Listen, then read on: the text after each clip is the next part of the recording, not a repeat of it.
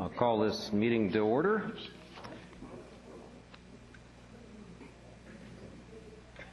Good evening all. Welcome to Council Chambers. I do want to pass on Council's congratulations to the community of Meridian, which this weekend had its big Festival du Bois celebration.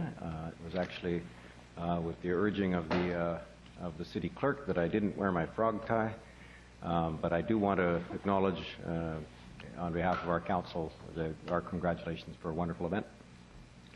Mr. Clerk. Thank you, Your Worship. The first item is the minutes of the regular council meeting held Monday, February 21st with a recommendation to approve. Moved by Councillor Lynch, second by Councillor Reamer. All in favour? Opposed? Carried. Item 2 is the minutes of the public hearing held Monday, February 28th. The recommendations to approve those minutes. Moved by Councillor McNeil, second by Councillor Lynch. All in favour? Opposed? Carried. And item 3 is the minutes of the regular council meeting held following that public hearing on February 28th and the recommendations to approve. Moved by Councillor Reamer, second by Councillor Nicholson. All in favour? Opposed? Carried. Item 4 is the minutes of the Recreation, Sports and Culture Standing Committee meeting of Monday, February 28th. The recommendations to receive those minutes. Moved by Chair, Councillor McDonnell, second by Councillor Reamer. All in favour? Opposed? Carried. Oops. Councillor Reid. Are we on the Sportsfield strategy? Not quite yet. Okay. Okay. The motion is carried. Mr. Clerk. Thank you. Item 4.2 concerns the Sportsfield strategy from 2010 to 2020. The committee deferred consideration of the report and instead has put forward the following recommendation. There's a series of whereas clauses, followed by therefore be it resolved that UBCM requests that the province of British Columbia amend Section 941 of the Local Government Act to allow greater flexibility to municipalities with respect to how the 5% Parkland acquisition fees are to be spent, and be it further resolved that copies of this resolution be forwarded to the UBCM and LMLGA. Now this, I'm looking for a mover. Moved by Councillor Reamer, second by Councillor McDonnell. Councillor Reid is the chair of the Land Use Committee, who is going to actually benefit from elements of this, so go ahead. Well, it was, and this was going to be a motion that I made in Land Use Committee, except that we got to Sports and Rec, and the opportunity came up first. There seems to be a lot of consternation and concern in the community over this, and I want to explain a few things. Right now, we will be going through the older parts of Coquitlam and doing re-densification. We have a lot of parks there. We have Little Burns Park in the lower Millardville area. We have Mackin Park.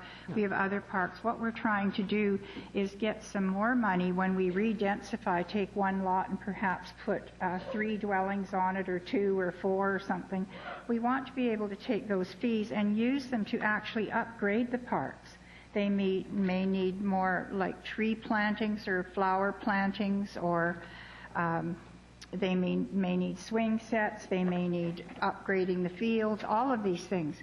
Under the legislation as it stands, we are not allowed to do this.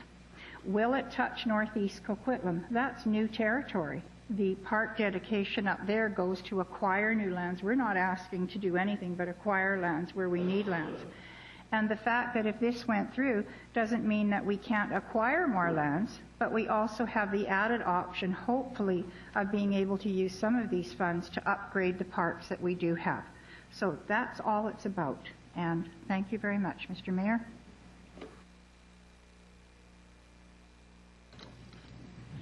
Thank you. Councillor Sikora. Thank you, Mayor. Some years ago, and I'd like to have the staff jacket out, but some years ago we had the similar situation, and we went to the provincial government and they granted us to be able to use 25% of the money for developing parks and 75% for buying parks. Now I don't know whether it's still in existence or not, but that's what it was in the 80s and the 90s. So I think that that'd be wise to check out. I'm sure that probably the provincial government had written us a letter, and I'm sure it's still on file, that we can use some of that money for developing parks. I'd like to know that for sure. Whether it's disappeared or it's been changed, I don't know what happened in those years. Yeah. I don't see any members of staff clamoring to buy some history here. Oh, Councillor, Mr. McIntyre. Let me try to address that, but perhaps our General Manager of Parks and Recreation might also have some comments. We'll certainly go and check with the Clerk's Department to see what correspondence there may have been around that. I'm wondering perhaps that might have been initially with the development cost charges for park DCCs. There might have been some allocation between acquisition and improvement that was set at one time or another. But we can certainly go back and check. You could be correct, but I know that we could use, well, we now have DCCs, and we now have a certain amount of money that we can, on DCCs to acquire parkland, right? So it'd be the same thing, that I guess about 25% of the money that you collect could be used for developing parks. It was DCCs before, I'm sure. Yeah. Your Worship, through the Chair, yeah, going way back in time with park DCCs, initially those funds could only be used to acquire new parkland. And initially, this is going back to the 80s, and at that time, my recollection was that it was only the interest on those funds that were held in the reserve account that could be used for park improvement. But over time, the provincial government did update the then Municipal Act to allow for not only parkland acquisition, but certain parkland improvements. Not everything, like, for example, artificial turf fields or lighting and that sort of thing, but there was an increasing scope of park improvements could be funded through park DCCs. Yes, I understand what you're saying, but it'd be wise to check and see just what has happened, because those days we had DCCs, and that's what, and a matter of fact, went to Victoria for that purpose, and we got approved. So let's see what happens, okay? Thanks. That is the purpose of this letter. So, Councillor Robinson. Thank you. I just want some clarification from staff. I understand that DCCs are really for capacity, right? For addressing capacity issues, and in this case, for making sure that we have sufficient parkland for the growth. And as we, in older parts of Coquitlam, as we increase density, that the capacity of our current parks is going to be stretched, if I understand what Councillor Reid is bringing forward and recognizing. And I'm just curious, are there mechanisms for other amenities that get stretched because of increased density and capacity? Things like libraries, community centers, that kind of stuff, because they also get stretched by development. And what opportunities might there be for those kinds of items? Mr. McIntyre. That's right. Fire stations, too. Yeah, no, a very good question, and just the same way that with the park DCCs, gradually over time, the scope, the allowed scope was widened to not only take care of parkland acquisition, but also some park improvements. Other facilities, other needed civic and public facilities aren't typically covered off by DCCs. DCCs apply to the basics: roads, water systems, storm sewer, sanitary sewer systems, and parks. We are limited when it comes to other needed community facilities, such as libraries or fire halls or expansion to police buildings and such. So that's the limitation we have working with the current legislation. Well, I'm wondering if we might want to increase those things in here, or do we want to limit it to just this park piece? Because I'm frankly quite concerned about, for example, in the Northeast, the demands for fire, and it is development related. I mean, I'm happy to leave it as it is, but I'd like to have additional conversation maybe at some point with Council around some of those other challenges. That's fine.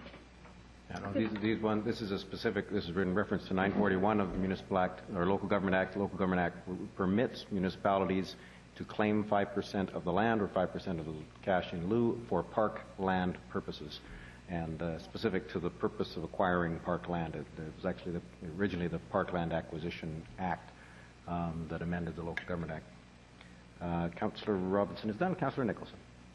Thank you, Your Worship. I'm afraid I'm looking for some clarification again myself. The what Mr. McIntyre described, I think, was the situation as it evolved through the 80s and perhaps to fairly recent days. But I think that, if I understand it correctly, the present situation is the Parkland acquisition fee at 5% of the land or the equivalent value in cash is distinct from the DCCs. This is levied as a percentage of the land. The DCCs are per unit of housing, in effect. Is that right? They have to do with the volume of development as opposed to value or size. Mr. McIntyre. Yes, Your Worship, that's very correct. The two mechanisms have different origins. The 5% parkland acquisition actually stems from subdivision, from creating a certain number of lots of a certain size.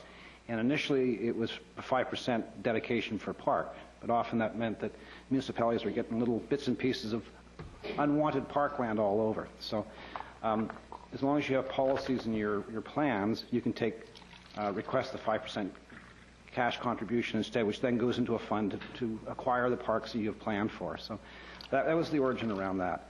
The park DCCs, as with other DCCs, are on either a lot or per unit basis. And for single-family subdivisions, on a per lot basis, and for multifamily, it's on a per unit. And you can then collect your park DCCs in a single-family subdivision for parkland acquisition, park improvements, and in our multifamily development, like for example the towers around here, we also collect park DCCs, slightly lower rate, it's a smaller unit, but again for parkland acquisition and improvement. And so at this moment, Councillor Sikora's question might make a difference to how I went on this, but at the moment, parkland acquisition money may only be spent on parkland acquisition. There's no 75-25 split, as Councillor Sikora suggested may have happened in the past, or was that back when it was DCC rather than parkland acquisition? Again, Your Worship, staff will want to research that just to see exactly what the reference is, but again, with the development cost charges, DCCs, you have the two areas that can be spent on, acquisition and improvement. This is, under the legislation, is for parkland acquisition only. Thank you. Your Worship, I find myself really challenged by this. The thrust of the motion is to allow greater flexibility to the local municipality, which is exactly the basis on which I'll be speaking about the regional growth strategy one day when we get to talk about that. I'm very much in favor of greater flexibility to us.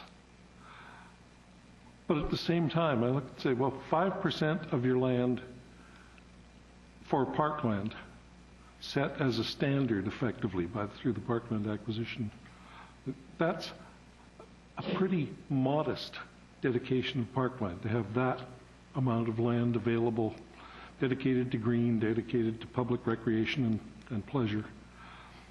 And so I'm afraid I can't support this as it stands. Thank you. Okay.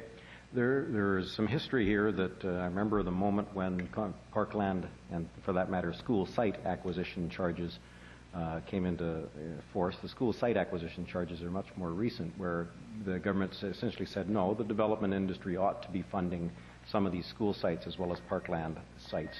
So I suspect it was better, incredibly better than it was in the past. And the particular provision reads, if an owner pays money for parkland under this section, a municipality or regional district must deposit this in a reserve fund established for the purposes of acquiring parklands. And that's it. It's meant to replace land that he otherwise would have provided. It's an option at the municipality's option, where the municipality says, well, we don't want any of your land. It doesn't make any sense for us to take that little corner, so we'll take 5% of your property value, and we'll amass that together. So from the point of view of the municipalities, clearly it makes a lot of sense to have this kind of a fund. It doesn't replace development cost charges, which fund a whole bunch of other things, the pipes in the ground, the roads, the arterials and traffic connections, but it is another tool that we get to use as municipalities in order to help fund the costs of development. And so I'm going to support this because it allows greater flexibility. It still doesn't tie our hands. It removes the shackles, if you will, and allows us the flexibility to put those resources in where our community values them the most. I do hesitate, though, because in Millardville, and Councillor Reid mentioned South Coquitlam, for example, we don't have enough parks. We need to acquire more parks there as well. But we certainly need also to put in parkland improvements in some of those facilities. And as we densify some of our existing neighborhoods, we're going to have to do both. We have to acquire parkland, and we're going to have to improve the parkland that we acquire and the parkland we already have. Seeing no other speakers, the motion's on the floor. All in favor? Opposed? Councillor Nicholson's opposed. The motion carries. Item 4.3 concerns Glen Park Revitalization Design Process. It's an update report. The Standing Committee's recommendation is that Council endorse the Glen Park Concept Plan as attached to the report, with direction to staff to phase out Glen Park's Class C field designation, and secondly, to approve the next steps to advance the process, which includes cost estimates and a phased implementation plan. It's been moved by the Chair, Councillor McDonnell, second by Councillor Asmundson. Councillor Reamer. Thank you. I had a long conversation with our general manager on Friday, I guess it was, because after our sports and recreation meeting, I wasn't feeling great about supporting the phase out of the Class C field designation. And so I have one question that I'm wondering if I can get answered, and that has to do with the committee's work on this plan and their recommendation that it be used for a variety of organized uses. And so I'm trying to establish what the committee's thought on that was and what sort of discussion there was with respect to the Class C field designation.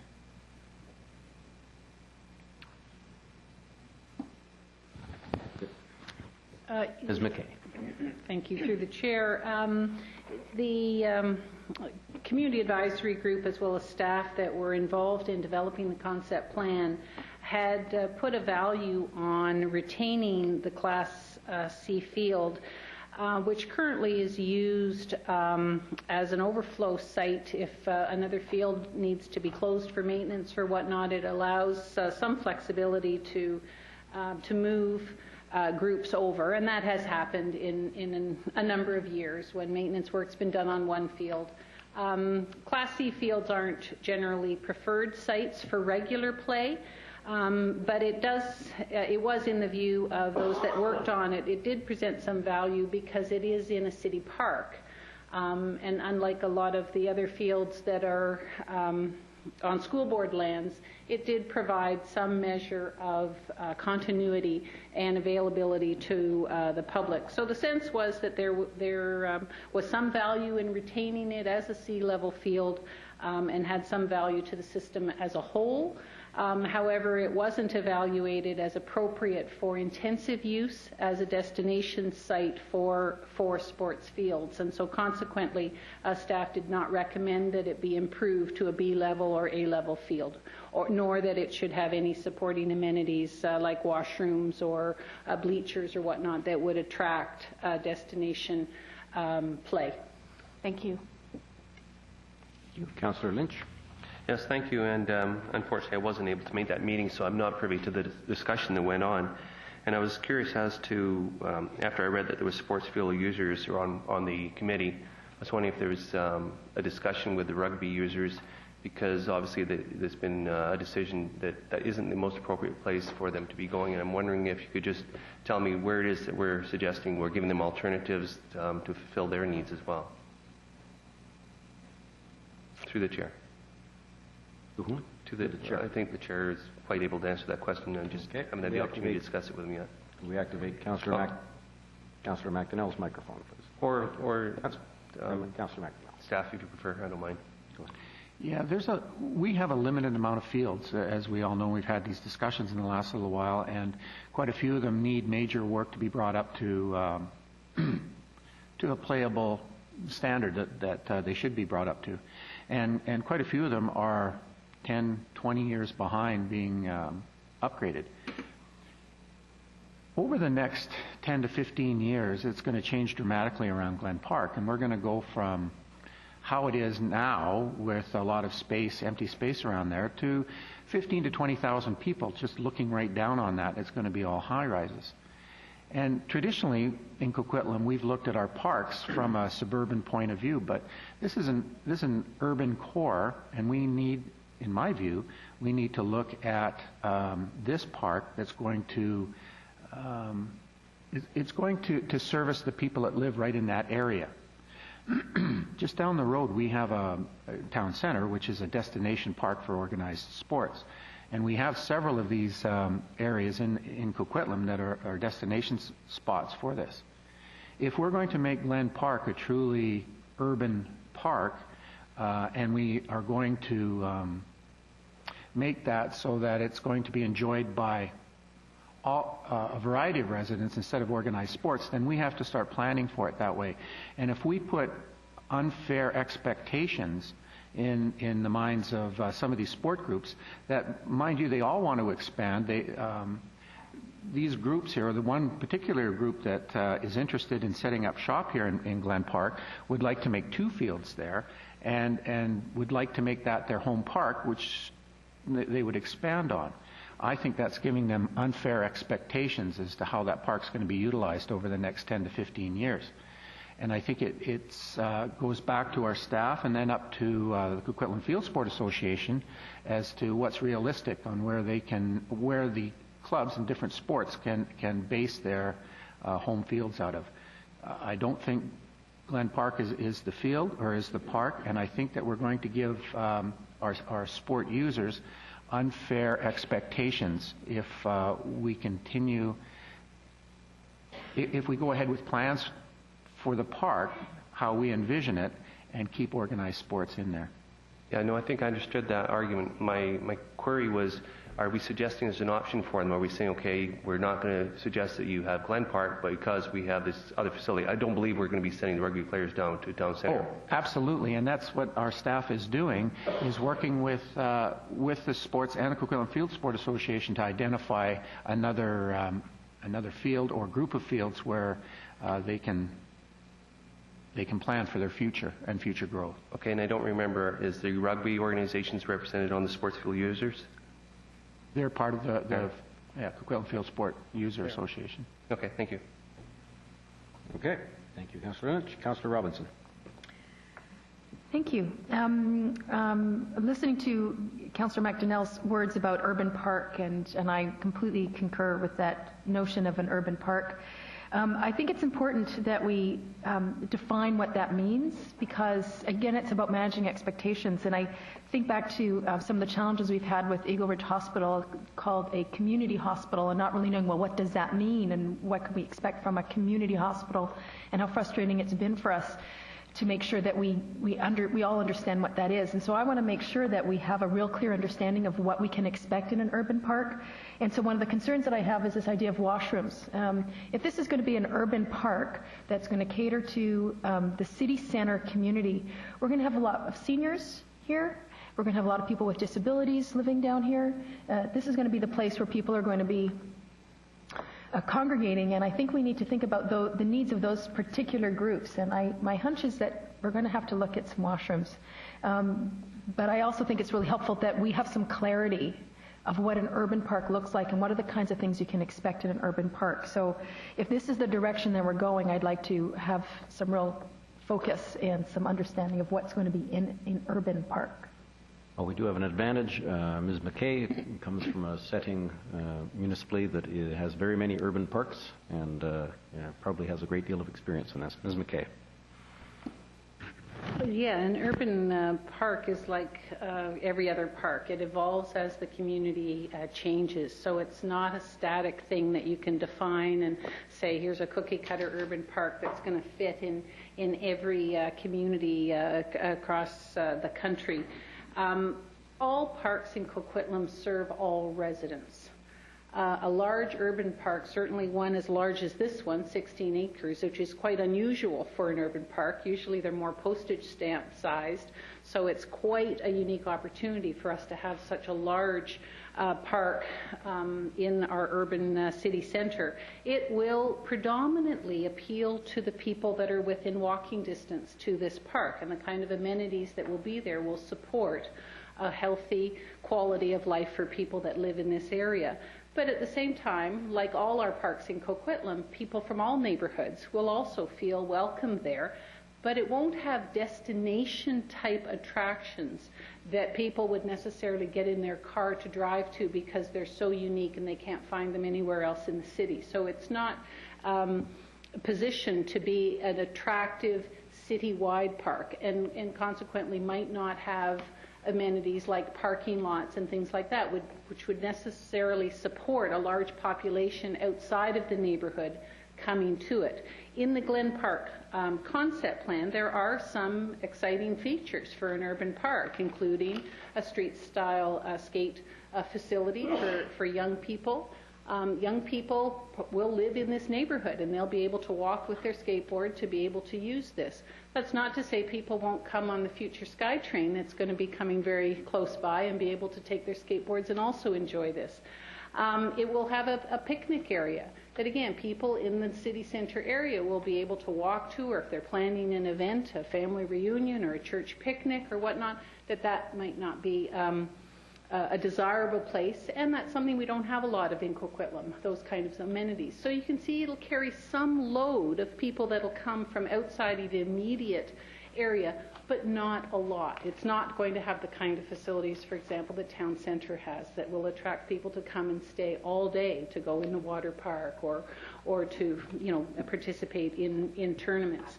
It includes, because it's so large, a lot of diversity. There's protected areas where there are some very unique natural environments that need to be protected, and putting some trails in that provides a unique environment for neighbors. A great lawn area where throwing a frisbee can happen, a dog off-leash area. Again, it may attract a few people from outside the area, but predominantly are going to serve the thousands of people that are within walking distance. It will be a beautiful place as well, including having a very welcome entry plaza that'll connect well, and people will have a sense that this is a unique Coquitlam park and not an urban park that, you know, is in Vancouver or in Surrey or in Burnaby. It will be unique to our city centre and to our city. But it will change over time, and as the staff report indicated, things like washrooms or potential expansion of parking lots are things that need to be on our horizon now. We won't need them within the 10 to 15 year life of this plan, but there needs to be enough flexibility in this plan, which there is, so that if 20 years down the road or more, there's the ability to address those. As it relates to a need in the short term, we actually have had to take action because of some undesirable activities that were happening in this property related to an old structure that was there, the old pool building, that was being targeted for vandalism and undesirable activity. And we need to reinvent this park and create a safe, open environment where people feel welcome and that discourages any kind of undesirable activity. And that will need to be monitored very, very closely, particularly as it relates to the pending Skytrain. Thank you. Councillor Sikora. Thank you very much. So when can we expect this plan to go ahead, and when will the dog park be built there? You've got a cat. I got a cat, that's right. But I can always get a dog, too. The cat that wants to go hunting. I had dogs in my life, a lot of them. But when can we expect that? We've let it out to the public that we're going to have more just one off-leash dog park, and I'd like to know when that's going to take place. Through the chair, the next step will be to come up with a phasing plan for the items in the concept plan. As you're aware, we do have some money already set aside. Yes. So once we bring a phasing plan to you that prioritizes you know, the ideas here with the actual money that we have available, you'll have the opportunity to deliberate on what the top priorities are. I would anticipate from a staff perspective that the dog off leash area and the clearing out to deal with the safety issues will be among staff's key recommendations for the priorities if there's things to move on. But these will be the subject of a report that you'll be able to deliberate on and determine which are the highest priority things to do with the money we have available now. At our last Monday's committee meeting, you also mentioned that about the other parks that are in very, very rough shape, need attention. That's correct. We do have a long list. How much money would it take to bring them up to date? All of them? To a decent standard? All of them? It's been quite a few years that this is... Roughly. Okay. I would not want to hazard a guess. That would be the subject of a study. I would want to come back and have an informed number to share. We are, there is an infrastructure deficit. I'm sure my colleague, Mr. Suzak, would also be able to identify a number of things that are past their life expectancy, but I don't want to give a number off the top of my head. You would want to make an informed recommendation. And why I'm asking this, because back in the early 70s, I got elected and I was a rookie council member, we had parks in such poor shape that the backstops had mattresses propped up against them so the ball doesn't go out of the park. And you know, then we took over in the 80s, we revamped all the parks, put the lights in, a few other things. But, you know, I'd hate to see that our parks go back to that kind of times until we have mattresses propping up the backstops and everything else. That becomes very, very costly. And that's the work we're beginning. Good. Okay. Okay. Well, in fact, I'm not going to go back as far as the 70s, but in the late 70s, I worked at Glen Park at Glen Pool as a lifeguard. And Glen Park at the time was a very rural park. It was on the edge of a gravel pit. There was almost no one that lived on smaller than an acre anywhere near it. And but the park still had those challenges. It had problems with people doing things in the bushes, in the forest around it, and things that the pool staff were constantly dragged into. Those things exist today, I know, and so we have, but it's evolving. It's going to be essentially a half a block from the city center library. It's going to be a block from a seniors center, and I suspect that the washrooms at the city center library will end up becoming a very important asset in the development of the park and that neighborhood. As Councillor McDonnell points out, the high-rises start to or continue to spring up around what will become a jewel of a park in the middle of a very downtown setting. So I'm going to completely support this revitalization process. All those in favor? All those opposed? The motion carries unanimously. Item 5 is the minutes of the Land Use and Economic Development Standing Committee meeting of February 28th. Recommendations to receive those minutes. Moved by Councillor Reamer, seconded by Councillor Lynch. All in favor? Opposed? Carried unanimously. First item of business arising out of that committee's meeting concerns a preliminary report on an application for zoning amendment bylaw 4197. This pertains to 604 to 610 Coma Lake Avenue. Recommendations that Council give first reading to zoning amendment bylaw 4197 and that bylaw 4197 be referred to public hearing. Moved by Councillor Reamer, seconded by Councillor Sikora. Councillor Robinson. Thank you. I want to actually thank Mosaic for acting so quickly on the questions that we had at the Land Use Committee. I don't know if my other colleagues saw, but they've given us all a package addressing the questions that they've had, addressing the questions that we've had. And one of the items that they looked at was making 2 adaptable dwelling units out of in their project. And I was wondering if we could, speak to the city clerks, get this on the agenda for the Universal Accessibility Committee meeting, which is tomorrow, to just have a discussion about what's being proposed. Absolutely, we can. I'll make that known to the committee clerk, which provides service to that committee, and it will also appear on the public hearing package. We're considering that to be a public hearing thing. So. Yeah, that's great. Thank you. Thank you very much. Seeing no other questioners, all those in favor? Opposed? Motion carries. We'll be going to public hearing. Item 5.4 concerns a 5% provision of parkland pursuant to Section 941 of the Local Government Act, and this is for a proposed subdivision at 975 Blue Mountain Street. Recommendations that the owner of this proposed subdivision provide 5% cash in lieu. Moved by Councillor Asmussen, seconded by Councillor Nicholson. All in favour? Opposed? Carried unanimously. We'll take the cash.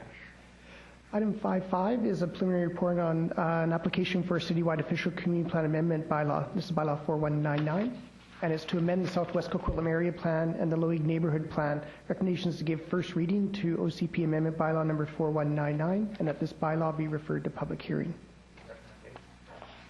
Moved by Councillor McDonnell, second by Councillor Reamer. All in favour? Opposed? Carried unanimously. Item 5.6 is a preliminary report on application for zoning bylaw amendment and 5% park dedication requirements for proposed subdivision at 1300 and 1302 Coast Meridian Road. This is bylaw 4198. The recommendation from the Standing Committee is to give first reading to zoning bylaw 4198, refer bylaw 4198 to public hearing, and require the owner of the proposed subdivision to provide 5% cash in lieu. Moved by Councillor Asmussen, second by Councillor Reamer. All in favour? Opposed? Carried unanimously. Item 5.7 is a conservation permit application, and this is for 1430 Pipeline Road. The recommendation from the Standing Committee is that Council receive the conservation permit application, that the owner, Mr. Rod Dick, be advised that pursuant to Conservation Bylaw 2454, that the application is incomplete, and that the application be referred back to staff in order that the processing of the application may be held in abeyance until the owner submits the necessary documentation. Moved by a number of people. I think Councillor Reamer, seconded by Councillor Nicholson. Oh, sorry, Councillor Robinson moved it. Councillor Nicholson seconded it. I'm going to ask staff, this is a somewhat unusual thing for us to receive and for council to report to an applicant that an application is incomplete. Mr. McIntyre.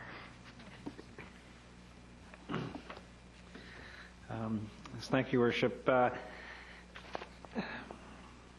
This applicant, I guess, is no stranger to the city. He's been in with a number of applications over the years, and unfortunately it tends to be the same result. I think in this case here, what we're trying to make very, very clear to him, and I wasn't here at last Monday's Standing Committee meeting, but I think that message was delivered, that if this applicant ever hopes to go forward meaningfully with this proposal, they need to provide the necessary information. So this is just reinforcing that that message, which I understand the applicant has heard and has asked staff to meet with his new consultant. So we'll see where it goes. So I think this would be a helpful direction as opposed to an outright decline of his proposal. Well, I truly hope that he's able to work with staff and figure something out. Okay, all in favor? Opposed? Carried unanimously. Item 5.8 concerns the Multiculturalism Advisory Committee work program and the Multiculturalism Strategic Plan. The recommendations to approve the 2011 Multiculturalism Advisory Committee work plan and to authorize staff to work with the Advisory Committee to develop a 2011 Welcome to Coquitlam event for Council's subsequent review and approval. Moved by Councillor Reamer, second by Councillor Robinson. All in favour? Opposed? Carried unanimously. Item 6 is the minutes of the Engineering, Utilities and Environment Standing Committee's meeting of Monday, February 28th. The recommendation is to receive those minutes. Moved by Councillor Asmussen, second by Councillor Lynch. All in favour? Opposed? Carried. Item 7 is a staff report that pertains to soil removal regulation amendment bylaw 4201. The recommendations that Council give first, second, and third readings to City of Coquitlam Soil Removal Regulation Amendment Bylaw 4201 to set the soil removal fees as follows. For calendar year 2011, 32 cents per cubic meter. For 2012, 40 cents per cubic meter. And 2013, 50 cents per cubic meter of soil removed. 2, direct staff to review the soil removal fee every 3 years. Moved by Councillor Asmussen, second by Councillor Lynch. All in favour? Opposed? Carried unanimously. Item 8 pertains to the Economic Action Plan grant extension. The report calls for a council resolution, which we have put on the screen before you, and this is that council support the request to extend the deadline to October 31st for the Percy Perry Track Project under the RINC program. Submit a claim for eligible costs incurred up to March 31st of this year to Western Economic Diversification. And 3, commit to complete the project by October 31st and accept full responsibility for any costs incurred beyond that date. Moved by Councillor Reamer, seconded by Councillor Lynch. Councillor McDonnell. Thank you. I support this. I just wanted to give out a little trivia note that with this now, the way that we've built up this track facility across the way, it's now been recognized as the number 3 track and field facility in Canada, which I think is a pretty nice designation to have. We're not number 1? Well, we're number 3. We try hard. Okay. Thank you very much, Councillor McDonnell. The motion's on the floor. All in favour? Opposed? Carried unanimously. Item 9 is a notice of motion which was submitted at the last council meeting. It concerns cosmetic pesticide ban for Coquitlam. The recommendation that council give consideration to the notice of motion presented by Councillor Robinson and seconded by Councillor Lynch at the February 21st meeting. There's a series of whereas clauses followed by therefore be it resolved that the City of Coquitlam ban the use of cosmetic pesticides, and be it further resolved that council direct the Sustainability and Environmental Advisory Committee to make recommendations to council on the implementation of such a ban. As per our procedure, Councillor Robinson, as the mover of this motion, has the privilege to speak first. Councillor Robinson. Thank you. I do want to actually make a slight correction regarding the petition. Upon closer scrutiny, there were about 10 names from residents outside of Coquitlam, and from folks like Elaine Golds and Norma Gillespie, who technically don't live here, but they're certainly active members in the community. So a couple of volunteers went out over the weekend and actually got 26 more signatures, which is certainly telling about the number of people who are interested in the issue. Having set that straight, and in the words of my colleague Lou Sikora, it's really very simple. Banning cosmetic pesticide use in our community is good public policy. There is certainly ample evidence, and I'm not going to repeat it all here. I think the Canadian Cancer Society actually sent out a very well-written letter that we've all had the opportunity to read. So instead, I thought I would just speak to some of the arguments that I've been hearing over the past 18 months. One of the arguments that people have used to not support a pesticide ban is the idea of personal property rights.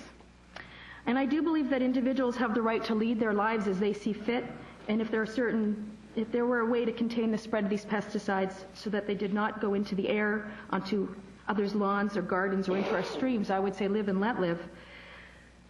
But this is a case where the action of one has the potential to harm another.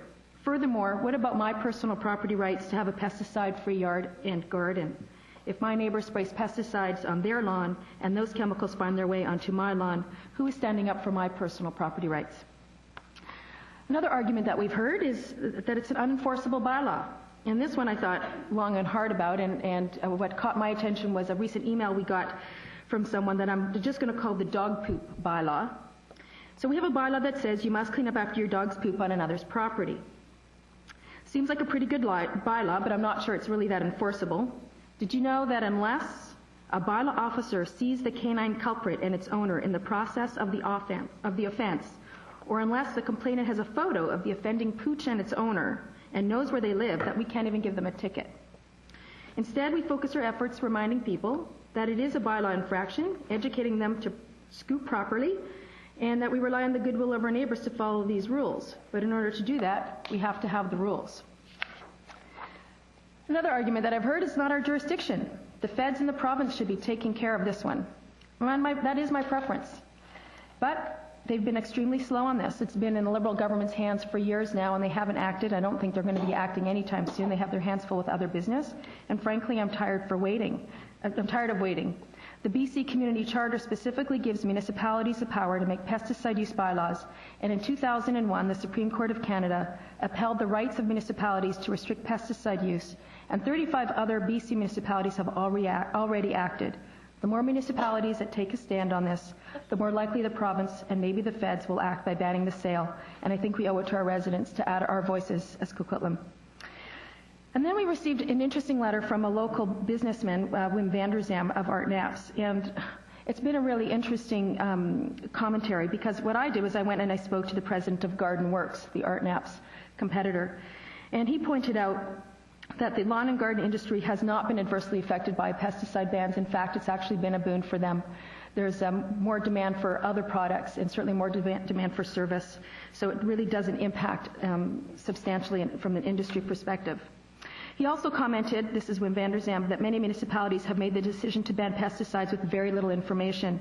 And I don't know where he's getting that information from, but across Canada, almost 200 municipalities, several provinces have made the decision to ban pesticides.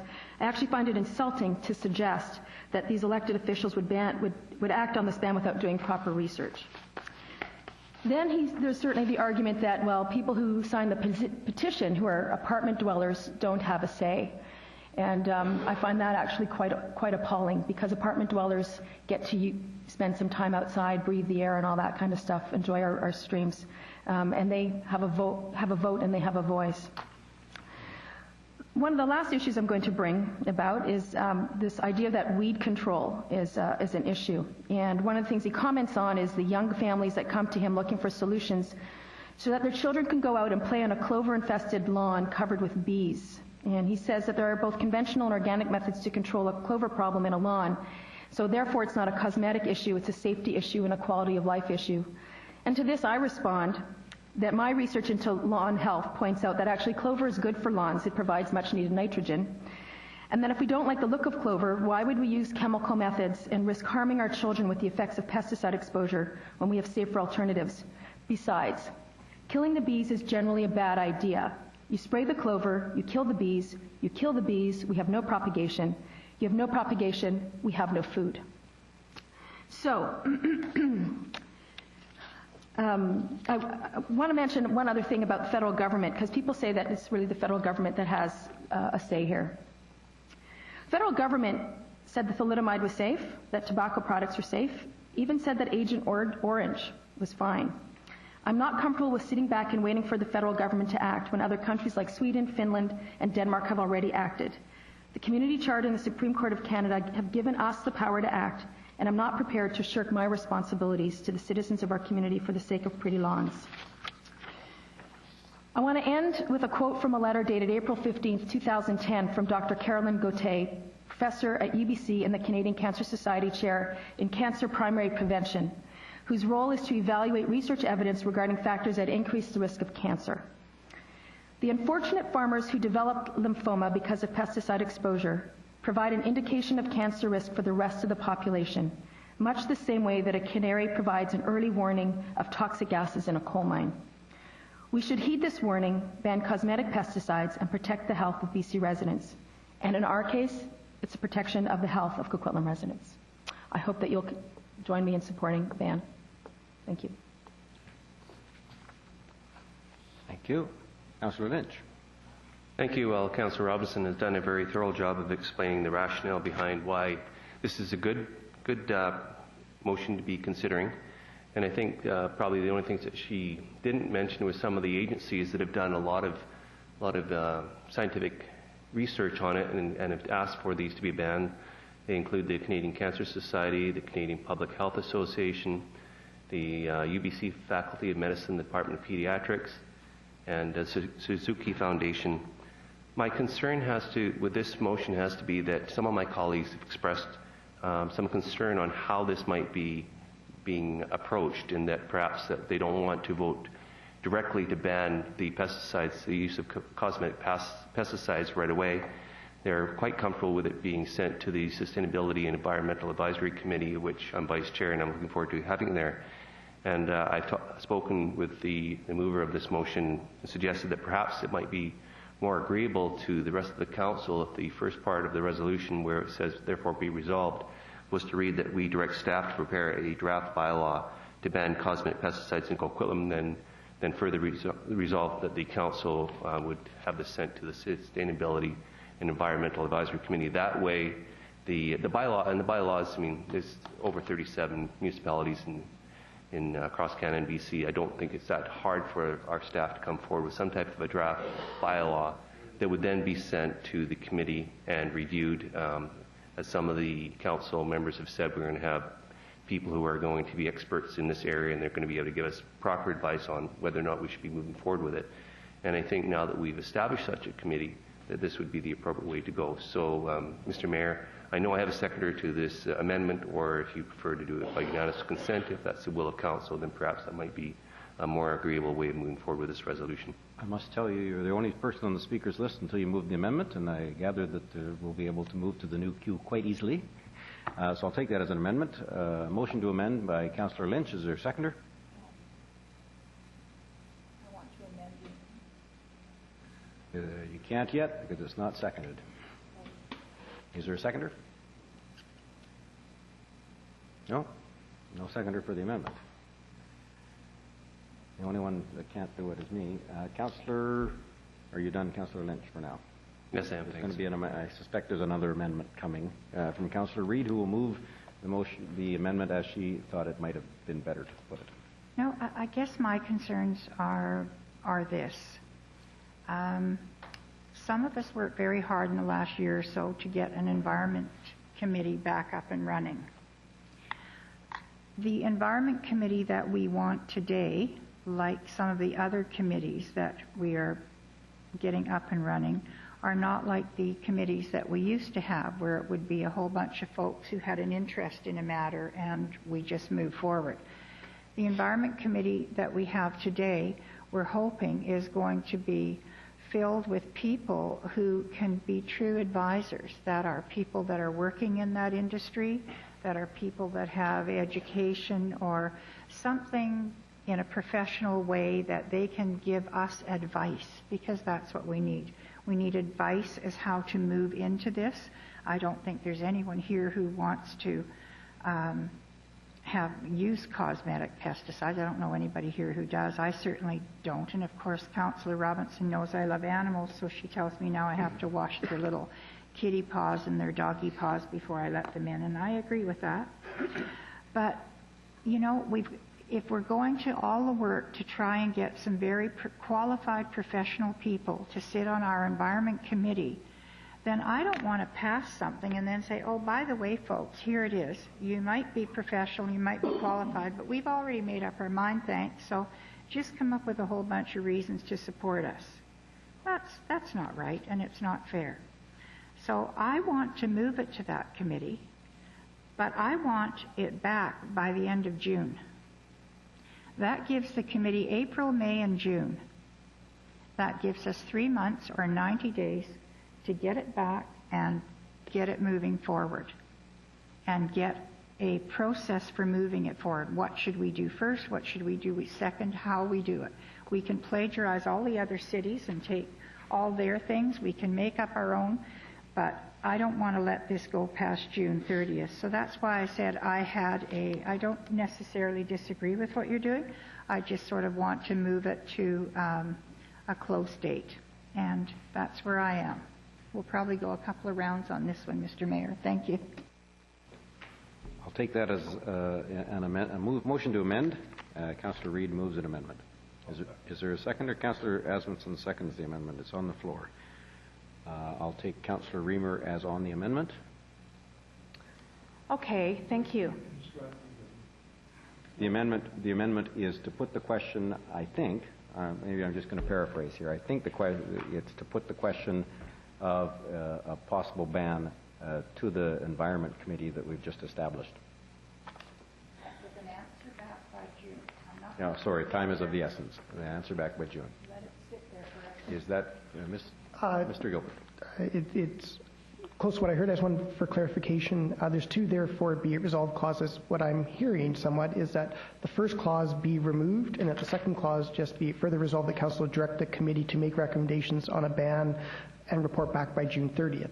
Because I believe Councillor Reid indicated that she did not want to. I'd be very happy with that. So that's how I understood the amendment to be phrased. The mover and the seconder both agree on that, and that's the amendment. You're comfortable with the understanding of it? Okay, Councillor Reamer. Thank you. And just before I speak on the amendment, that day is doable, is it, with respect to getting our committee together and getting going on things? Mr. Clerk? The initial recruitment advertisements, I believe, have gone out, and as soon as we have, I'm not off the top of my head, don't know the end date of that, but once we receive those, we will move as quickly as we can. It may not be all of the 90 days, but it would early April at the latest. So. Okay, thank you. So I'll speak to the amendment. It's actually a great idea. I've done a lot of research on the use of cosmetic pesticides, and I do believe that there is now probably a majority of people out there who would like to see a ban of some sort at the municipal, provincial, and federal levels. I have known a number of people over this past year who have died of cancer. I know of one individual who used cosmetic pesticides. That individual lived in another municipality where there was a ban in place.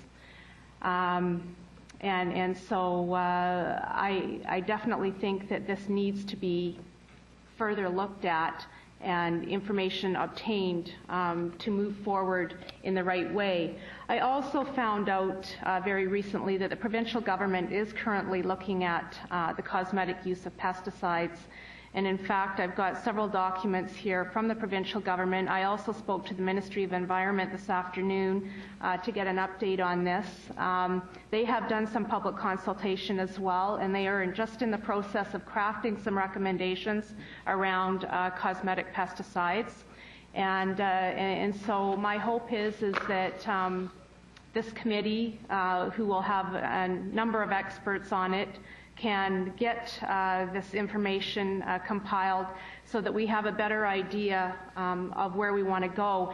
And some things that the provincial government is looking at include definition of pesticides, how pesticides are regulated, what is meant by cosmetic use of pesticides, what other provinces are doing, potential regulatory restrictions on cosmetic use of pesticides. So I think these are all certainly questions that would be well handled by the Environment Committee.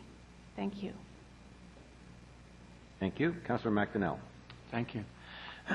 I haven't used pesticides for a very long time, and I have no intention of using them in the future either. And I was supportive of, and I still am supportive of Councillor Robinson bringing this motion forward. However, having said that,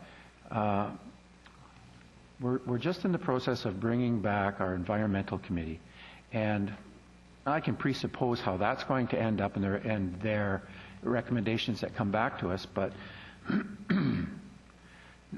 this isn't something that I want to send to any committee, or I don't want to send any problem to a committee or question to a committee that presupposes the answer right off the bat. And I like that Councillor Reid has put a time frame on this for it to come back to us so that it's not going to go off into the netherworld and sit for a real long time, that we'll be able to deal with this in short order. So while I applaud the efforts of bringing this back by Councillor Robinson, and I am supportive of having a community dialogue on this, I do support Councillor Reid's motion to send this to the Advisory Committee first. By June. Thank you. Councillor Nicholson. Thank you, Your Worship. I can't support this amendment. I certainly support the motion as originally put. The amendment doesn't take us any further than the original motion would. Were we to pass the original motion, the committee, which we all believe will be an expert committee, people with lots of knowledge, lots of understanding, will have to come back and deal with questions like, what is a cosmetic pesticide? In any piece of legislation, there are always exceptions and exemptions. What are the logical exceptions and exemptions? We're not giving direction about any of the essential meat of the bylaw except its basic thrust, which is to ban cosmetic pesticides and protect our citizens from their use. So I'm sorry I can't support the amendment. I'd prefer to see the original motion go. Thank you. Councillor Robinson on the amendment. Thank you. Well, I am actually quite concerned that the majority of council would prefer to pass this entire decision to a newly formed Sustainability and Environmental Advisory Group. And I'm not in favor of this for a couple of reasons. I don't want to abdicate our responsibility as an elected body for making public policy decisions. I think that's our job. And it's no different than what we do, for example, with our Sportsfield strategy. We didn't say to the field users group, you tell us what we need to do. We said we wanted a Sportsfield strategy, and then we said, how do we best proceed? I mean, they consulted. It wasn't like we abdicated all responsibility for the decision on public policy. So I'm not comfortable just sort of waiting anymore. I'm actually kind of also concerned because both the chair of the standing committee and the chair of the advisory of this new advisory committee were not the least bit interested in hearing from the community 18 months ago when I first brought this issue to the table. And I don't have the confidence that to ensure that the matter receives the attention that it deserves. When people get cancer, even in a community where there's a ban on pesticides, it means absolutely squat. But we do know that if you do live in a community where they spray pesticides, the increase of getting cancer goes up considerably. And it's for reasons like that I think we need to act, and I'm frankly tired of waiting, because this is a lot of waiting, and in the meantime, it's spring.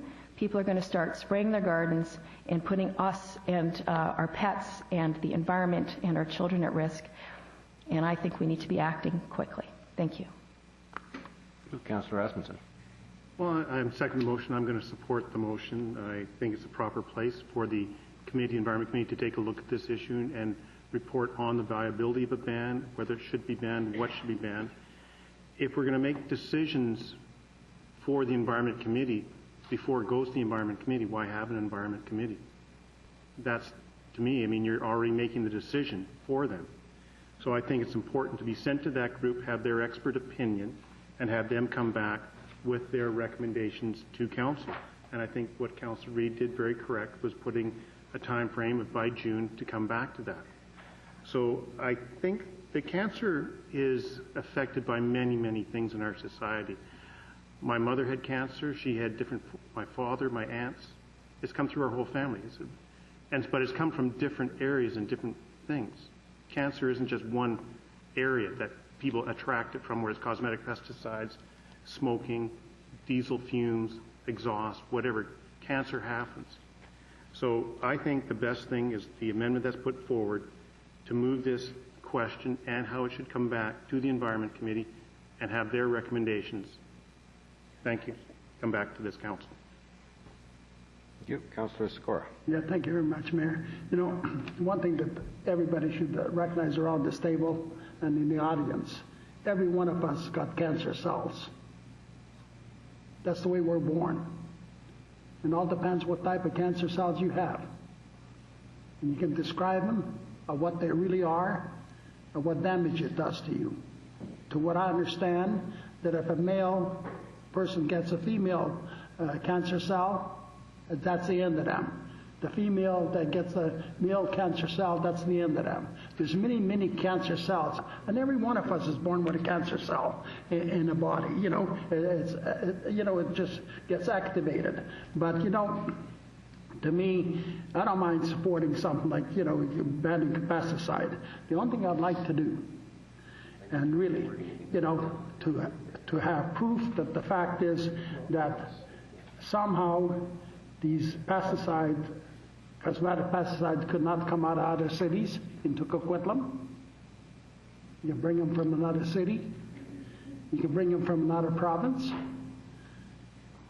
How are you going to police your neighbors, or what is it that they put on their garden? I'd hate to have to go to my neighbor and say, "What did you just spray on your carrots or your lawn or whatever?" You know, can you imagine what he'd tell me or she'd tell me? To get lost, and you're trespassing and a few other things. Those are things we have to really consider. We as a city are saying to the staff, cut the red tape. Keep cutting the red tape here in the city. We have too much red tape. This is red tape. No two ways about it. And if the committee comes back with the fact that they should be banned, I'd be glad to support it under the condition that we can police it. But if we can't police it, then we're passing another bylaw that we can't enforce. And that's the biggest problem. Thank you very much. Thank you very much, Councillor Sikora. Well, the reality is I don't think anyone's arguing here that we will be able to police this properly. There isn't a community that I've been able to talk to that said you can police this, and I don't think that necessarily is fatal to the idea of banning something. We do ban things that are not policeable. I think the challenge before us, first of all, a slight bit of semantics. I worry about the form of motion when we have a notice of motion that says that we hereby ban, because the motion actually doesn't do that. It just sets in force a chain of actions that would put in place a bylaw on one of our agendas, and then we vote in favor of the bylaw. And I much prefer in future that if we could, try to get a motion that says, call for staff to bring forward a staff report which has the background and a bylaw attached to it, and then we have something that we can debate and something that we actually can pass, because this motion doesn't ban cosmetic pesticides. It only says that we have resolved to.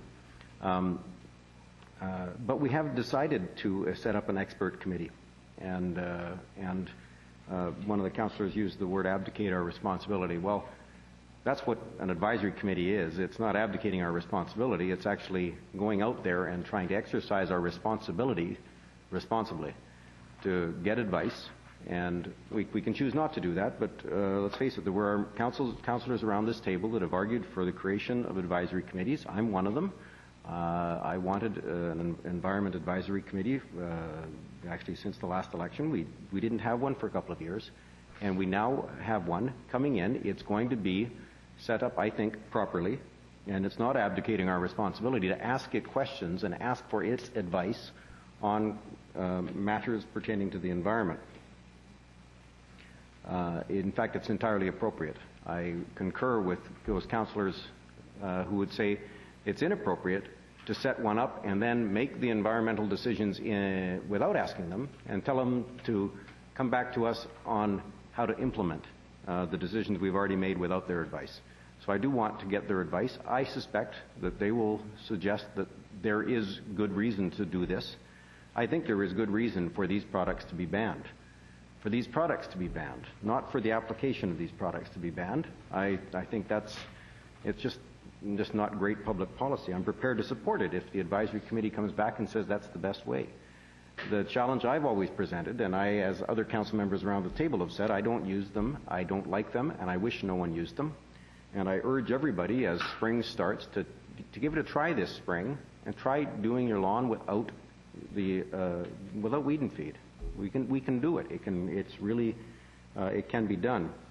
But as we move forward here, I want the advisory committee to be able to tell us exactly how we ought to implement this, if and to what extent, and to define things, because as you go through this, the word pesticide actually includes a bunch of things that a lot of people wouldn't think it would include.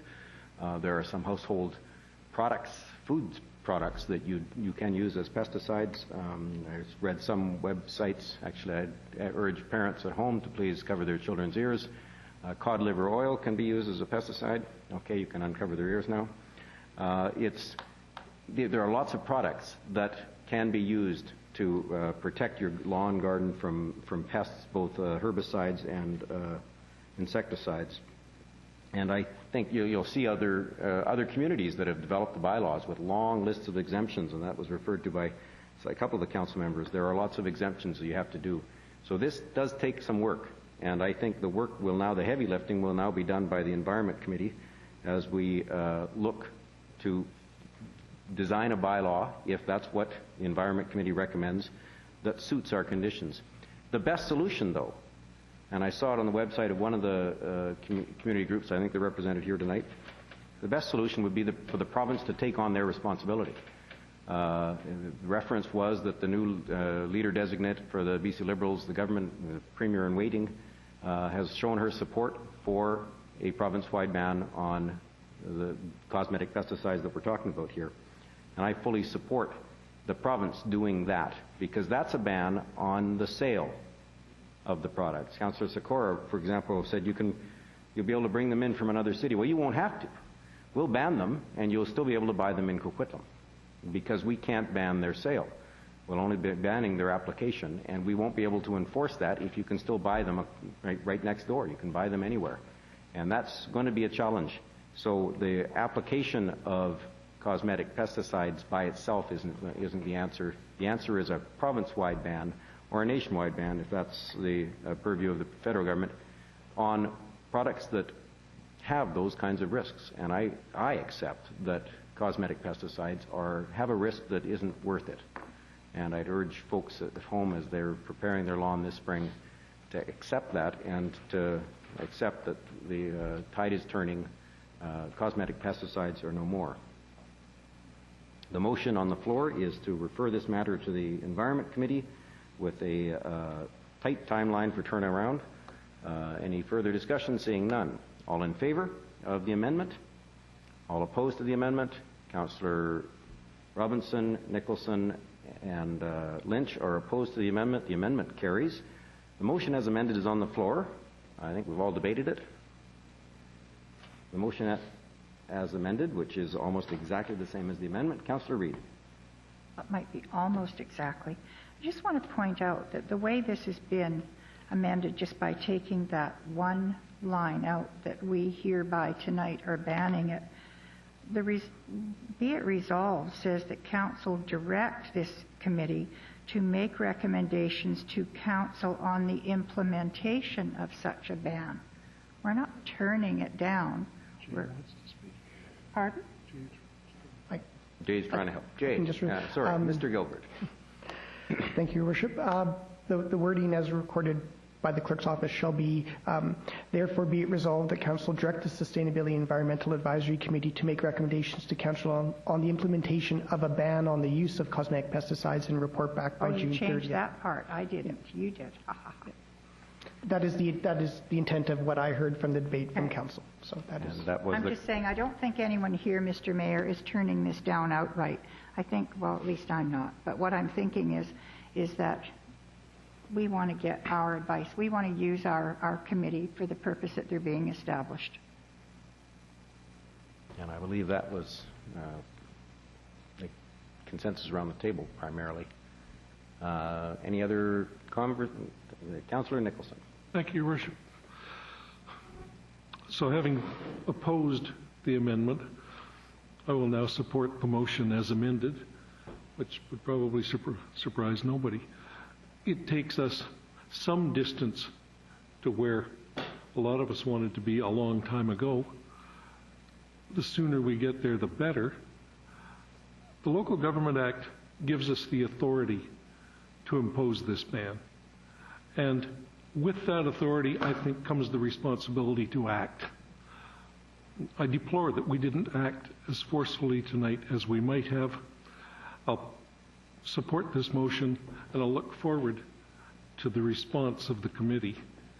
Thank you very much. Thank you. Any further discussion on the motion as amended? Seeing none. Mayor, is June in there? Yes, it will be June, end of June, yes. Councillor Reid confirms that it is by June. Yes. June is in the motion. The motion as amended, which includes the month of June. All in favor? Opposed? That motion carries unanimously. Your Worship, that's the last formal item on the agenda this evening.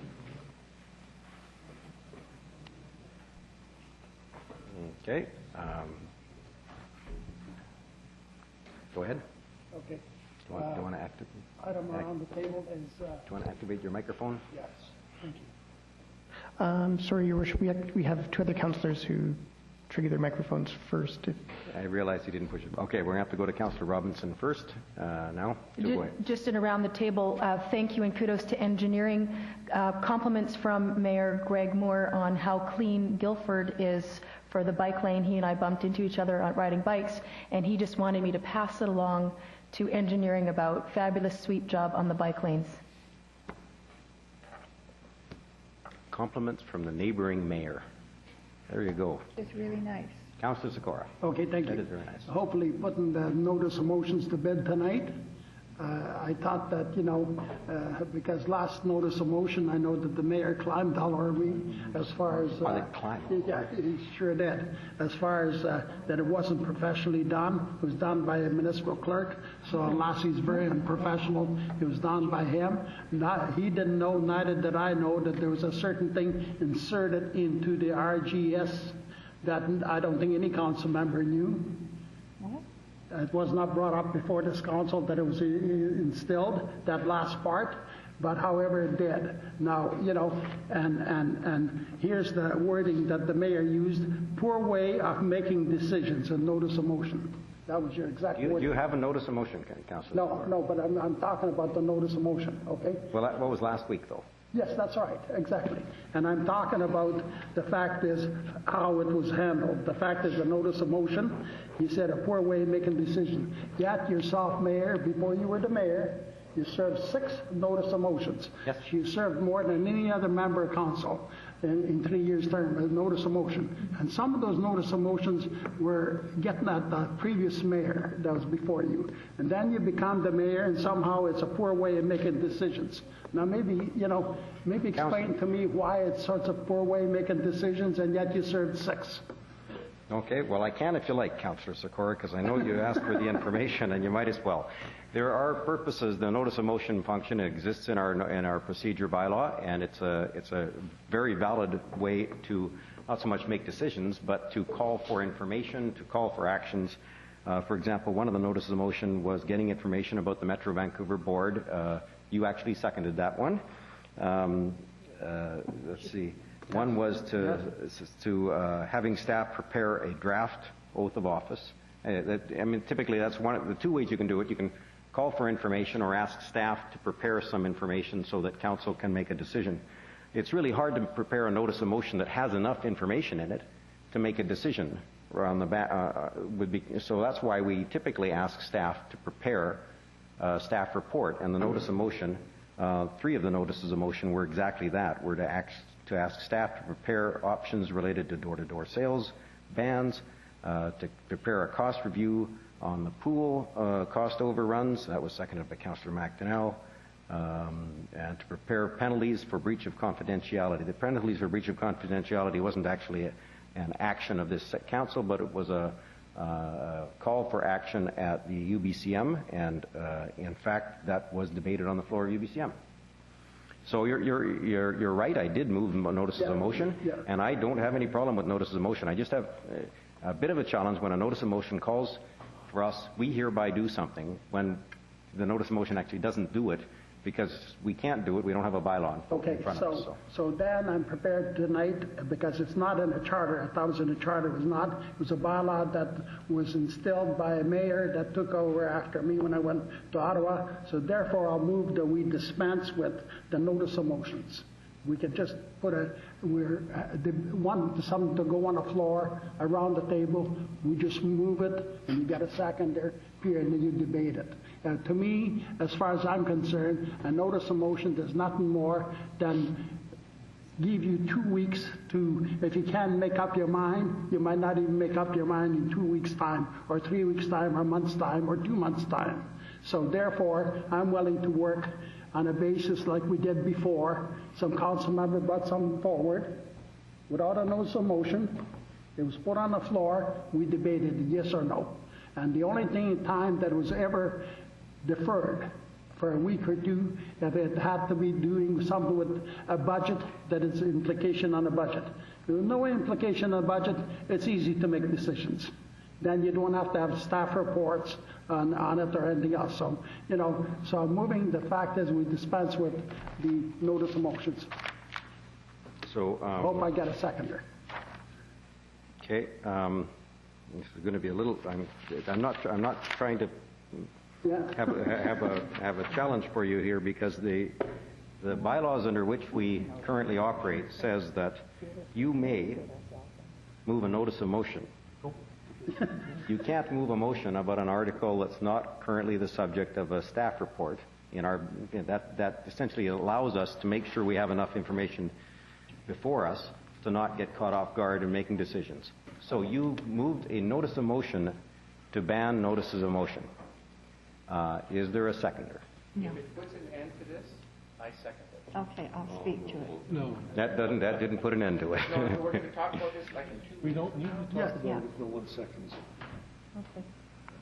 Okay, If we have moved to that, Gilbert. I will enable QB just so that we don't lose the other speakers in order and people can speak to that motion. Essentially, just as a point of order, in order to debate something that wasn't on the agenda, we actually require a vote of council to consider it immediately. But it actually is a notice of motion. Then it would appear on next week's, next council meeting's agenda.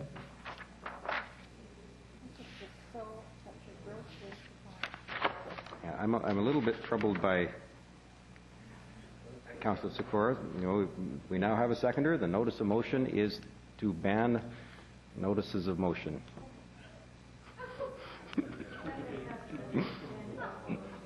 Yeah. Simple, it seems to be troublesome. It would actually require amending of the procedure bylaw, so it would take a bit of time to work its way through and such, but if it is a notice of motion, it will appear on next council meeting's agenda. Well, every now and then a perfect example comes forward to prove the point you just tried to make. And one has arrived. Mr. Clerk.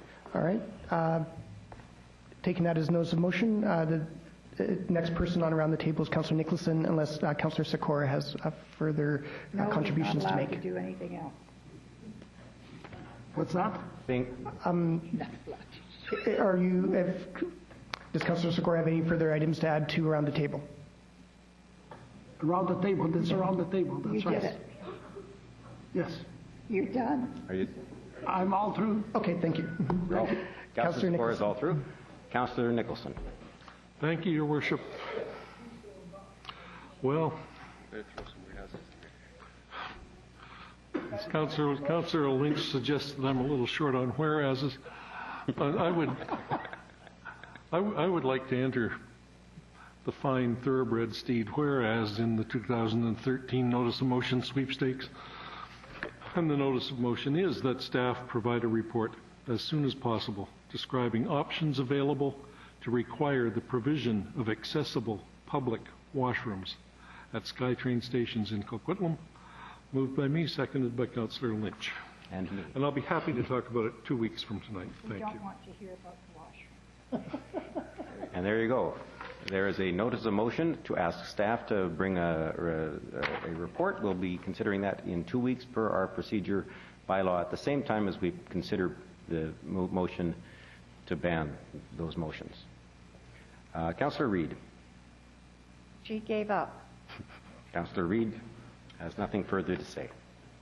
Mr. Clerk. We have no formal items on the agenda. We would then seek a motion to adjourn. Moved by Councillor Asmussen, seconded by Councillor Reamer. Before we adjourn, I do want to acknowledge tomorrow is International Women's Day, and so tomorrow is the day when we get to acknowledge the tremendous contributions that women have made in this country and others. And so, Flowers are nice. Councillor Reid has asked for flowers. The motion is to adjourn. All in favor? Opposed? Carried unanimously. Pursuant to our procedure bylaw, we have a 15-minute question period of up to 15 minutes. If you'd like to step forward, we have a 2-minute time limit for any question. You can ask a question. There's no preambles permitted because I suspect there will be a range of questions tonight about tonight's agenda, only about tonight's agenda, and we ask for the audience to please be respectful. The questions will be asked to council as a whole and probably referred to staff for answers. Please state your name and address for the record. Helen Brown, 2855 Walton Avenue. I gather from the various comments that were made tonight that the city is in considerable need for additional monies to effect needed park and playground improvements and repairs. My question is, were these concerns and needs included in the recent budget considerations and discussions? No, certainly some of them were, yes. Ms. McKay? Thank you, Your Worship. Yes, in the capital budget submissions that Council deliberates on, there are identified projects for the replacement of playgrounds, for repair and renovation of existing infrastructure. Thank you. And so then I question then the need to dip into the Parkland Acquisition Fund to affect such improvements and changes and whatevers that have been cited as being desperately needed. I'm not sure that anyone characterized it as a desperate need, and I don't think. Well, that's what. But I the think impression is that the Parkland Acquisition Fund should be open to be used for improvements in parks, new playing surfaces, whatever, a whole raft of things. Did I get the wrong impression?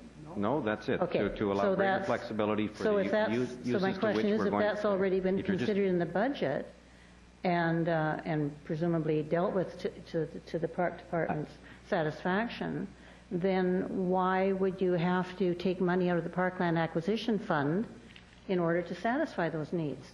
We're looking for ways to allocate that money at the highest priority needs right now, and that's the council's only objective here is to find the highest priority needs and allocate those monies where the need is greatest as soon as possible. Right now, we can only do it for parkland acquisition.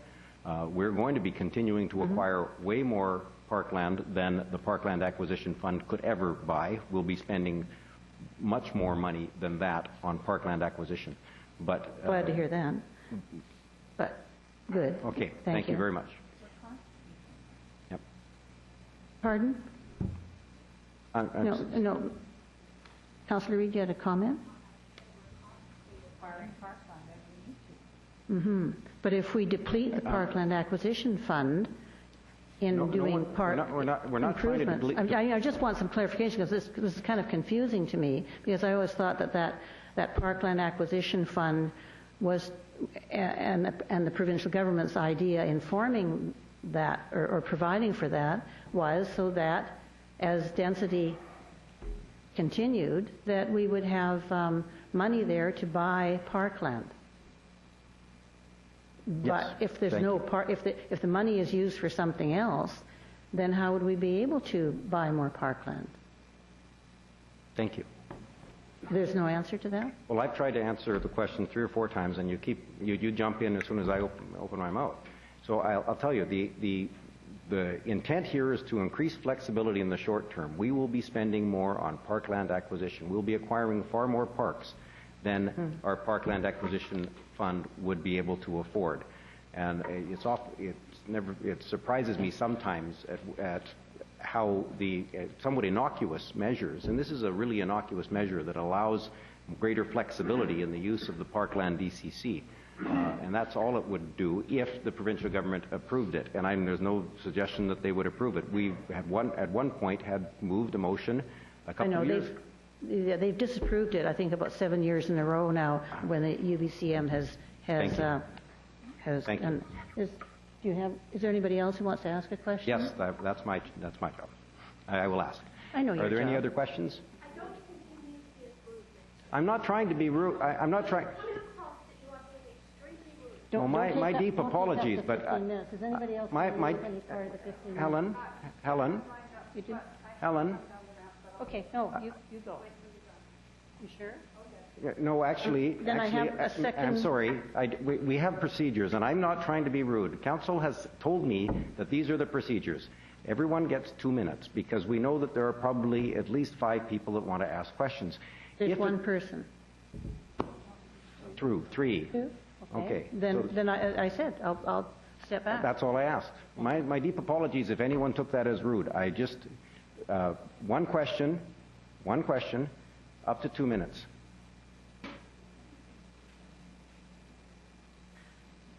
Thank you very much. There we go.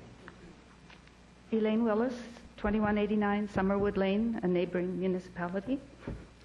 Could I trouble the clerk to read the new amended motion on the pesticide ban? I didn't quite catch all of it. And No, fair enough. Starting at therefore be it resolved. Yes. So the original notice of motion had these two clauses.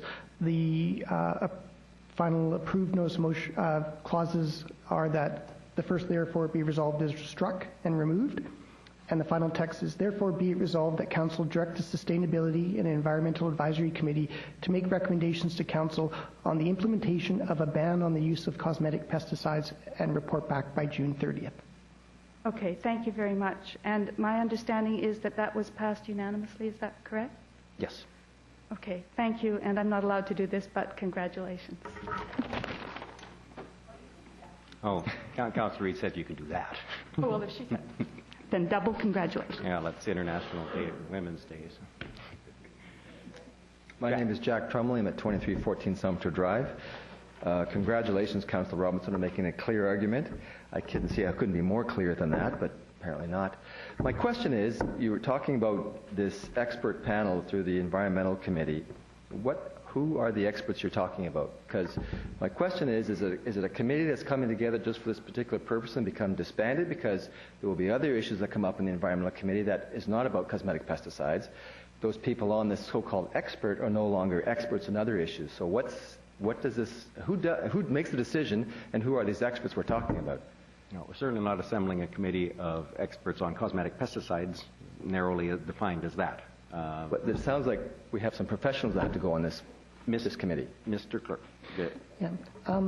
Council at I believe its last meeting, I'd have to check the minutes here, approved the creation of a Sustainability and Environmental Advisory Committee. The terms of reference for that committee was included in that staff report. It is available, and I'd be happy to share it with you. His worship is correct. It's not a panel of experts on one specific issue.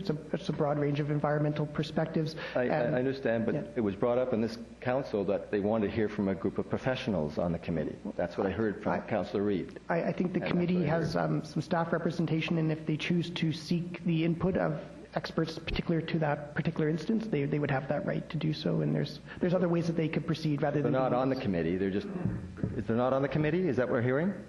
Sorry. The committee hasn't been struck yet. The membership is not. The committee will be struck of persons who are expert in environmental issues. They may ask for specific expertise that isn't on the committee through staff, and staff have the capacity to be able to draw such expertise in to advise, brief the committee and assist the committee in making its recommendations to council. That's right. The recruitment process for that committee. Mr. Suzak. I understand. So the committee of Mr. Suzak. Putting some common sense together, I guess. Is that what we're saying? Yes. Good.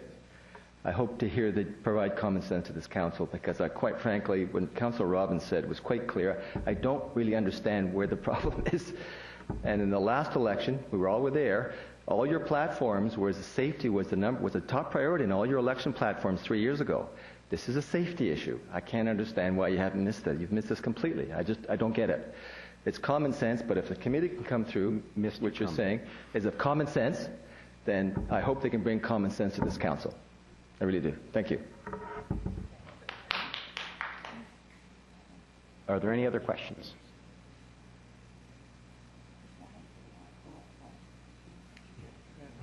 Hi, Lisa Andres, it's 3085 Primrose Lane. I guess to echo Jack's question, with the committee coming up, I was once on the Environmental Committee and it was cancelled, and I'm happy to hear that it's regrouping.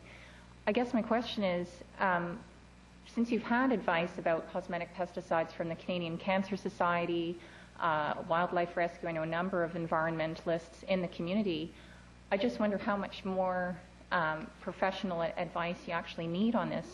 So I don't really understand the delay in again, referring it back to people that probably are people who've already commented on this issue. So it just seems like a delay process. I'm certain it is, but maybe I could get an answer as to why this is being delayed. Well, I think every member of council that supported the amendment, and myself included, explained why they felt that having set up an advisory committee, it might be appropriate to seek their advice on the first and most significant environmental initiative that council's been presented with since we made the decision to set it up again. And so I don't know if any members of council want to add to that. I don't know it's fair to ask staff to Yeah, answer a question I guess as to it's what... just confusing because I know that the Canadian Cancer Society has approached every individual on talking about this issue, and not everybody agreed to talk to them, and I think that they're pretty expert on the issue, so it just seems like a major delay. But thanks. I just want. Thank you for the question.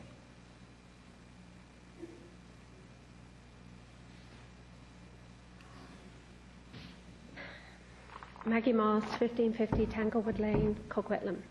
I just had a question. On this so-called expert panel, and I agree with Jane Thompson exactly what her comments were, but is Mr. Wim van der Zam going to be on this panel? Just out of interest. Ms. Rima, perhaps you might answer that. Sorry, I haven't seen any applications. Mr. Clerk. Yeah. The application period, we've not reviewed all of the applications at this. No one has been appointed to the committee at this time. Well, I do hope that these people are professionals, because you have heard from just about everybody, even the World Health Organization, the International Committee on Cancer. Everybody is saying that we should go with a precautionary principle. We can't perhaps prove 100% that these cause cancer, but we should go with a precautionary principle. And we are one of the last holdouts in BC. And Mayor Stewart, you yourself said that this is a problem and you believe that it could cause health problems to people in your neighborhood. Well, then it's your responsibility to look at the community charter and help us here. I worry about many medical procedures that I think are unsafe. I don't think I have a mandate to manage every element of our society, but I do think that every member of council here said the same thing. The question isn't whether these pesticides are safe. No one is arguing, almost no one here is arguing that these pesticides are safe. There's questions as to how to implement this, and that seemed to be the only argument I heard tonight. I'm pleased with that. I think there's a consensus that we have to move forward. I don't understand it, sir. I understand that. Councillor Sikora shook my hand last year at the Environmental Awards Committee, and he said that as long as you bring in a phase-in period, and as long as there's a good education component, I will support this. He shook my hand. I don't understand what's going on here. But the Environment Committee, you've had stuff back from all over the. I mean, we have information from all over the world, including the best scientists all over the world. Yet you're looking at a committee here, and you have a couple of councillors who suddenly seem to know everything about cancer. You know, we have. I'm sorry, Mayor Stewart. Sorry, Maggie. My deep apologies for doing this, because you'll accuse me of being rude. But I've given you like 4 questions out of the 1 you're allowed to have, and you've now suggested that there are council members who think they know everything, when those council members are the ones that are suggesting they need to get the advice of a technical committee, an advisory committee that we've just created because you and many people that you know were calling for the establishment of an advisory committee on the environment. I'm having difficulty thinking that that's us thinking we know it all about the cosmetic pesticides, but I do think each member of council has already said they don't like cosmetic pesticides, and they're going to refer this to an environment committee to see how we can ban them. Well, you know, I'm very interested to see who is going to be on this technical advisory committee, because I want to see the very best. I haven't seen any element whatsoever of the applicants. Well, I will be keeping a very close eye on it to see who... Actually, I'm not keeping a very close eye on it, because I haven't examined any, I haven't seen any of the applications, and I don't think any members of council have. This is not meant to be a political body. This is meant to be an independent expert advisory. That was council's instruction. That is the Thank you very much for your question.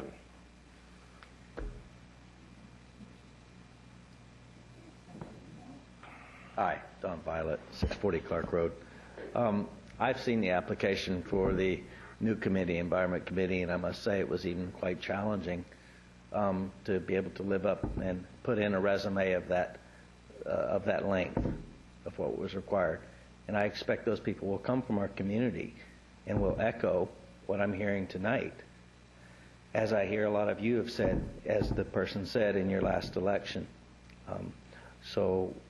But my question is, kind of find it ironic or humorous that the Parks Acquisition Fund, that I guess my question is, should it not be renamed to the Park Acquisition and Maintenance Fund? Because you're asking to use some of the money not to acquire parks, and it's the Park Acquisition Fund. So maybe consider changing the name of it if you're going to do that. Well, I suspect if the provincial government did act on our request and the request of other communities that have made the similar requests, they would probably rename that particular section. They would have to, because it's kind of funny that it be used for something else other than acquiring parks. Understood. Thank you. Thank you. Thank you very much, all. Have a good evening.